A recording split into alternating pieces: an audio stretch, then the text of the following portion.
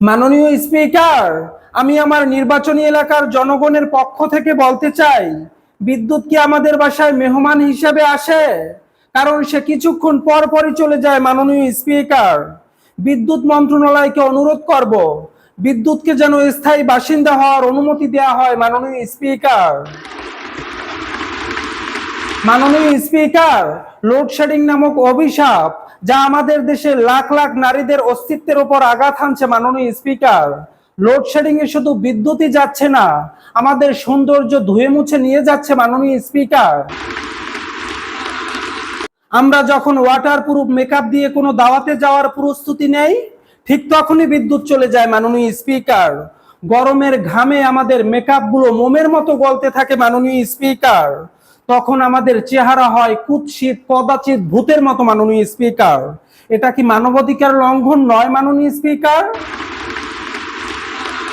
শুধু এখানেই শেষ নয়। মাননীয় স্পিকার, অনেক আশা নিয়ে আমরা যখন বিউটি পার্লার থেকে চুল স্ট্রিট করে বাসায় ফিরি, ঠিক তখনই বিদ্যুৎ মামা চলে যায়।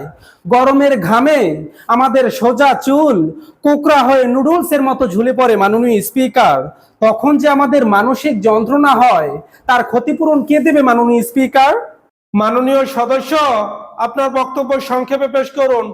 মাননীয় স্পিকার, আপনি কি জানেন এই লোডশেডিং এর কারণে আমাদের দেশের অবিবাহিত মেয়েদের বিয়ে ভেঙে যায়? কারণ পাত্রপক্ষ যখন মেয়ে দেখতে আসে, ঠিক তখনই বিদ্যুৎ চলে যায়।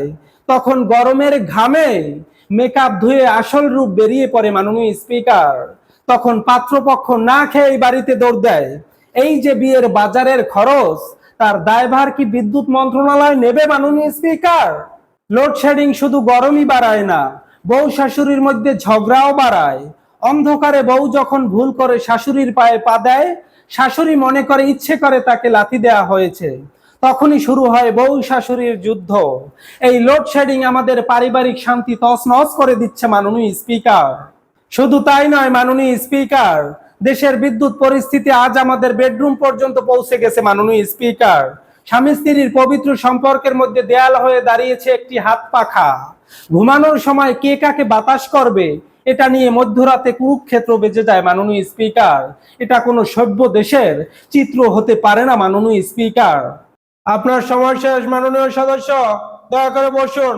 মাননীয় স্পিকার, আমি আপনার মাধ্যমে বিদ্যুৎ মন্ত্রী মহোদয়কে জানাতে চাই, আপনারা লোডশেডিং দেন ঠিক আছে, দয়া করে স্বামী স্ত্রীর ঘুমানোর টাইমে লোডশেডিং দিন না, আমাদের সংসারটা বাঁচাতে দিন। এই বলে আমি আমার সংক্ষিপ্ত বক্তব্য এখানেই শেষ করছি। ধন্যবাদ সবাইকে।